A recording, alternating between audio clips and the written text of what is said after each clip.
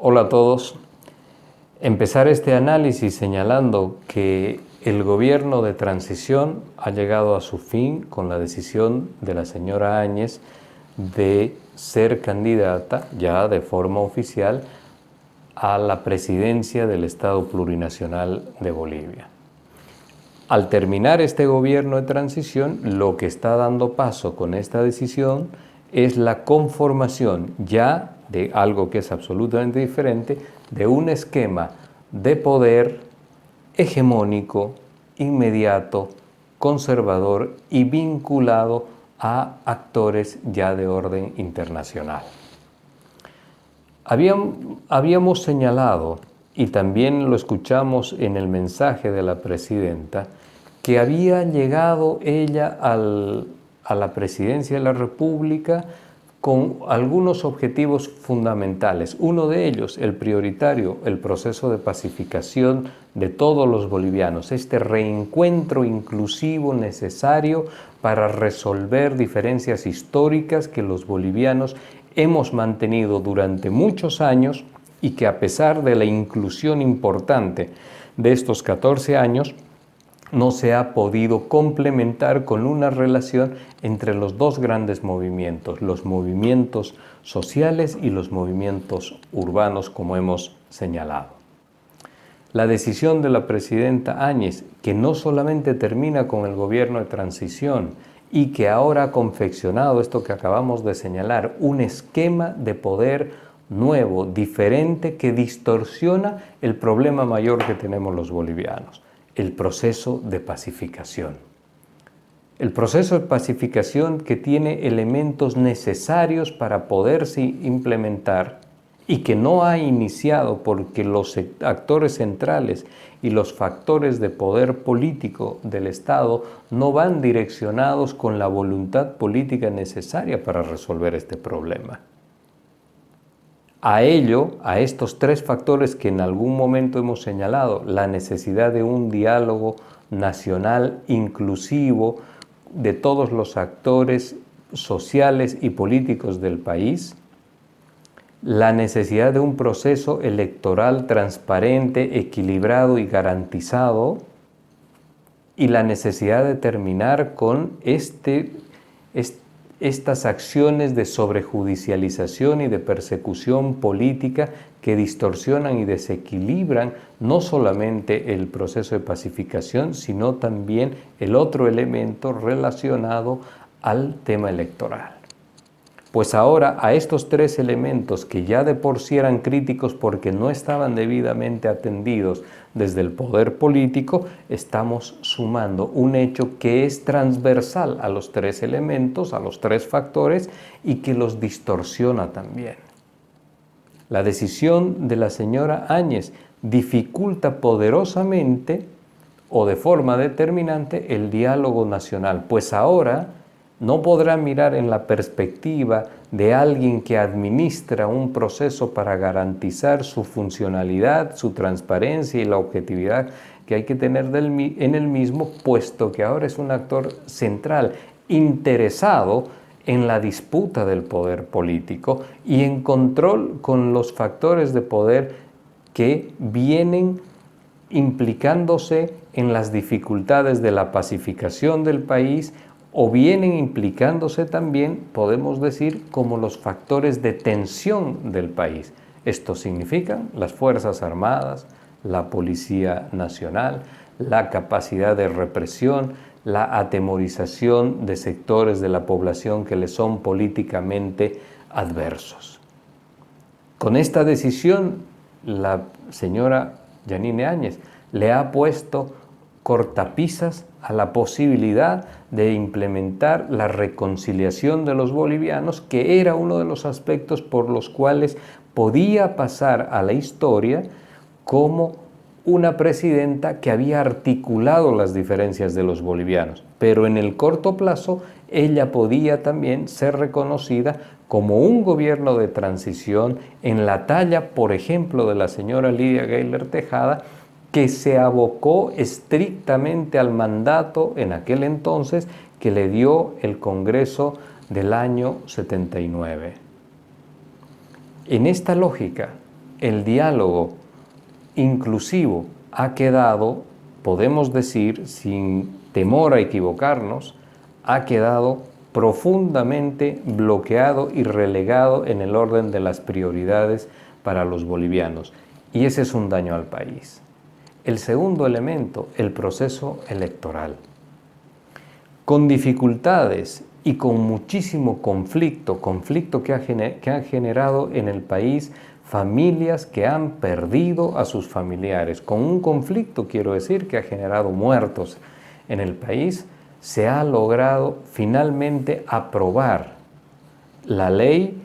de convocatoria a nuevas elecciones. La ley que ha permitido también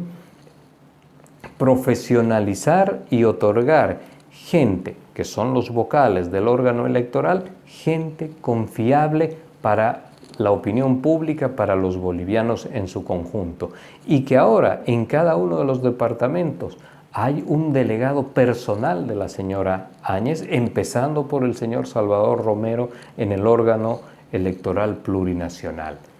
Esta decisión le quita transparencia al proceso. Esta decisión pone un manto de sospecha sobre la objetividad y la distancia que pueden tener estos funcionarios del órgano electoral. Acá una pregunta importante. ¿Está dispuesto el señor Salvador Romero de continuar esta labor cuando ahora tiene que intentar regular a quien lo había nombrado, a quien lo ha nombrado al frente del órgano plurinacional o como el vocal delegado en el órgano plurinacional? Es correcto que sin que el proceso electoral haya empezado con toda la dinámica propia de una elección convulsa, compleja, complicada, tensionada como la que tenemos, que siga dentro del órgano electoral para garantía de todos los bolivianos, es una pregunta que tenemos que responder y tenemos que responder de forma inmediata. Y también los delegados en los 9 departamentos. Esto significa un poder excepcional dentro del órgano electoral, que era lo que tanto se había criticado a la gestión pasada. Si lo habíamos resuelto, esto hoy día incorpora un problema no solamente en el tema del diálogo, sino también dentro del órgano electoral porque le resta credibilidad. Y en esta misma lógica está un elemento que se ha discutido y que se ha debatido, y es el hecho de saber si en Bolivia hubo golpe de Estado o en Bolivia hubo una sucesión constitucional. Manuel Castells, que es un reconocido politólogo, sin ambajes señala y dice: técnicamente en Bolivia hubo un golpe de Estado, pues la presencia militar que insinúa directa o indirectamente el cambio en la titularidad de la presidencia de un país es lo que confecciona algo que se llama golpe de Estado. Pues esta conducta de la señora Áñez, que va por encima de su palabra y de su compromiso y del rol histórico y constitucional que tenía de llevar adelante un gobierno de transición, de convocar a elecciones, de administrar este proceso electoral y adicionalmente, algo que no está en el texto constitucional, pero que era la urgencia y sigue siendo la urgencia de los bolivianos, convocar y construir un gran diálogo que permita reencontrar sin marginamiento, sin discriminación, a todos los bolivianos, fundamentalmente aquellos que en los últimos años habían logrado ser incluidos en la acción política, los sectores marginales, campesinos, obreros, los sectores pobres, que tenían ahora una voz y que se habían visibilizado. Esto tenía que garantizarnos la señora Yanine Áñez, y con esta decisión lo que ha hecho es desequilibrar el proceso electoral, pero adicionalmente incorporar 2 factores. Uno, que hay una sospecha que esto pudo haber sido planificado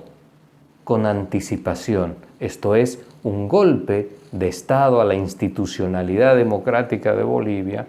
para posteriormente, bajo el nombre y el rótulo de gobierno de transición, tomar el poder del órgano electoral, el control del órgano electoral, y acá viene el otro factor, con los elementos de fuerza que son la Policía Nacional, las Fuerzas Armadas, tomar un control del proceso electoral, como ya se ha anunciado, militarización antes, durante y después del proceso electoral. Esto va a significar militarización de los recintos electorales, pero ahora para favorecer a quién, a quien controla y a quien ordena a los sectores de las Fuerzas Armadas, a los sectores de la Policía Nacional, a quien ordena tener una capacidad de despliegue para reprimir o contener a los movimientos sociales que son miembros del partido con el que ella tiene que competir. Esto está absolutamente desequilibrado. Y como dice el presidente Mujica, el expresidente Mujica del Uruguay, no tengo pruebas, pero sospecho. Y acá la señora Áñez ha instalado una sospecha de que esto fue planificado con anticipación. No solamente que el proceso de diálogo no se ha iniciado, sino que ahora también el proceso electoral que forma parte de la pacificación del país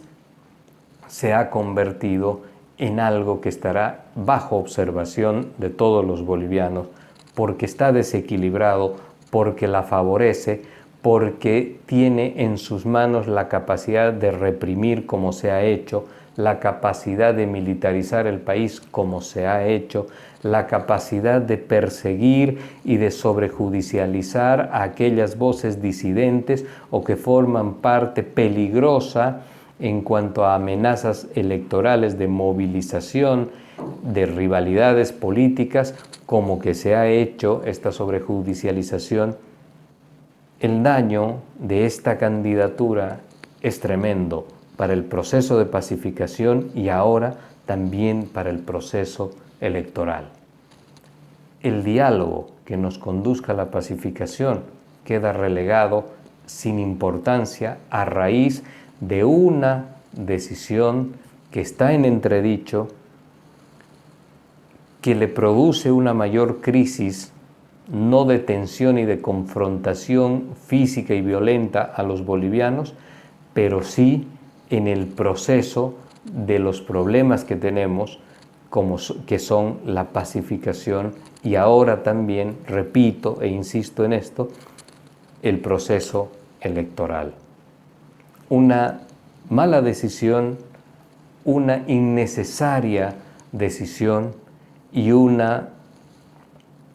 decisión que va contra lo que la historia en el país señalaba para aquellos que se habían hecho cargo de gobiernos de transición, como bien lo hizo la señora Lidia Gayler Tejada,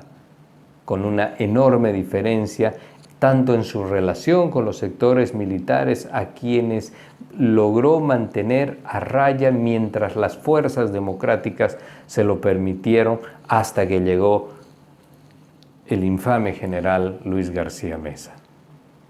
Hay una diferencia con lo que está ocurriendo acá y hay una diferencia con la capacidad de administrar este proceso de transición que, les repito, ha dejado de ser un proceso de transición. Estamos empezando una nueva etapa de un gobierno que tiene un enfoque conservador,